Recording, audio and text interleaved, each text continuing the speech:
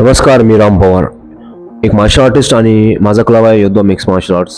1 वर्षापासून मी क्लब चालवतोय आणि माझ्या क्लबमध्ये खूप सारे मुले येत आहे आणि खूप सारे मुलं स्टेट लेवल नॅशनल लेवलला खेळत आहे.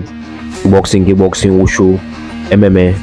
पण असे पण काही पॅरेंट्स आहे. तर विषय असा आहे की पॅरेंट्सचा आता खूप सारे पॅरेंट्सनी जेव्हा त्यांच्या मुलांना इथे क्लबला जॉईन केलं, स्पोर्ट्समध्ये जॉईन केलं, त्यानंतर त्यांचा एक प्रश्न होता की 1 महिन्यानंतर 2 महिन्यानंतर त्यांची कंप्लेंट आली, सर आता आम्हाला ना बस झालं, तुमच्या मुलाला नाही पाठवायचं. तर मी विचारलं का नाही पाठवायचं, काय प्रॉब्लेम काय झाला. तर त्यांचं एक म्हणणं असतं की नाही सर, आमचा मुलाचा ना टाइमपास होतोय, स्टडी होत नाहीये आणि असं होत आहे. तर स्टडी का होत नाहीये, तर त्यांना विचारलं नाही सर स्पोर्ट्समुळे होत नाही. आता कारण त्यांनी स्पोर्ट्सचं दिलं.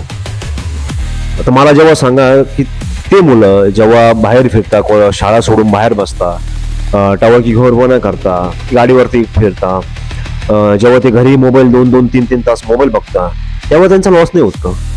मग जेव्हा ते स्पोर्ट्समध्ये येत आहे, जेव्हा ते स्पोर्ट्समध्ये काहीतरी करताय, तेव्हा तुम्हाला त्यांचा टाइम वेस्ट होताना दिसतोय. त्यांचा तुम्हाला फिटनेस दिसत नाहीये, त्याच्यातून त्यांचा होणार जो बेनिफिट तो दिसत नाहीये, तुम्हाला त्यांचा लॉस दिसतोय. म्हणून आपला भारत जे महाग राहण्याचं कारण ना ते, मग ते तुम्ही 30 झाले का तुम्ही ढेऱ्या घेऊन फिरता, तसे तुमच्या मुलांनी नको घेऊन फिरायला. सगळ्यात महत्वाचं म्हणजे ठीक आहे, टाइम वेस्ट होतोय ना, होऊ द्या, पण काहीतरी होतंय ना त्या स्पोर्ट्समध्ये. बाकी मोबाईल जेव्हा घेऊन 2 तास बसतो त्याच्यात तेवढं हे तर नाहीये, खराब तर नाही मोबाईल इतकं. त्यामुळे स्पोर्ट्स करू द्या मुलांना. विचार बदला, देश बदला यार. तो